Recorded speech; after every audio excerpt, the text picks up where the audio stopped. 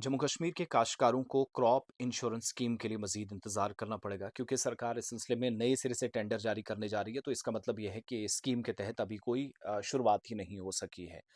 और जो सेब की फसल के बीमा का जो मुतालबा था, जो डिमांड थी, उसमें इजाफे के बीच जम्मू कश्मीर सरकार ने restructured weather based crop insurance scheme RWBCIS के नफाज के लिए नए टेंडर्स जारी करने का फैसला किया है। वो स्कीम जिसका ऐलान बजट 2026-27 में उमर अब्दुल्ला वज़ीर आला की तरफ से भी किया गया था। पिछले साल दो इंश्योरेंस कंपनियों की जो तजावीज़ थी, प्रपोजल्स थे, ज़्यादा प्रीमियम उन्होंने मांगे थे, तो इस वजह से इनको कैंसिल किया गया था।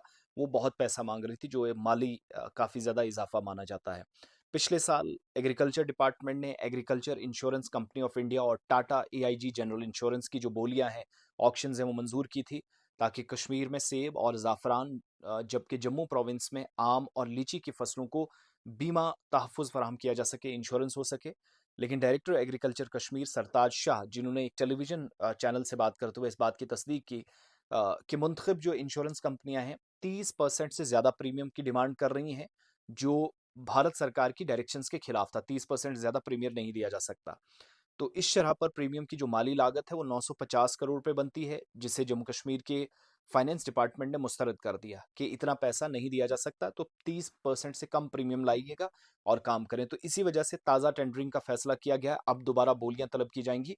30% से कम जो कंपनियां इत्तेफाक करेंगी कि हम इस पर काम करेंगे, वो ठीक है।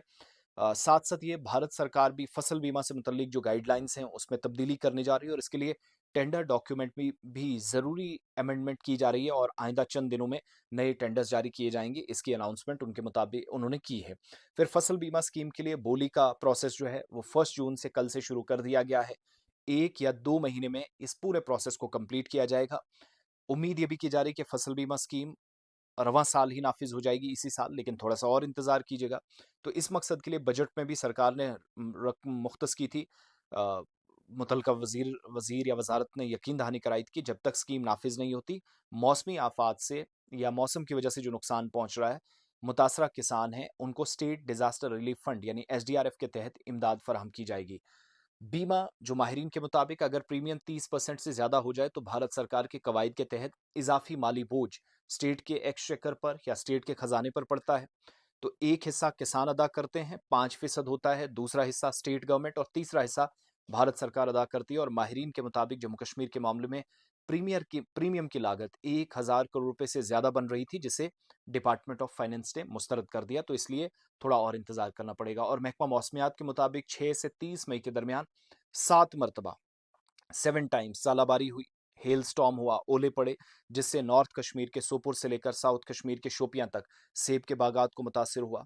बागबानों की तरफ से फसल बीमा का मुतालबा जोर पकड़ रहा है क्योंकि अनसर्टनिटी जो मौसम की है, ज़बरदस्त नुकसान खित्ते के किसानों ने उठाया।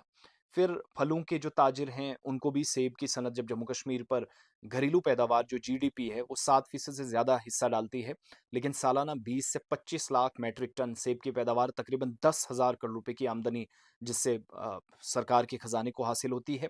सीजन के दौरान 35 लाख अफराद का रोजगार इसी सनत से जो बिलवास्ता है या बिला वास्ता वो जुड़ा है। तो इसलिए सरकार इक्तसादी जायजा रिपोर्ट 2024-25 में भी इन ख्यालात का इजहार कर चुकी है।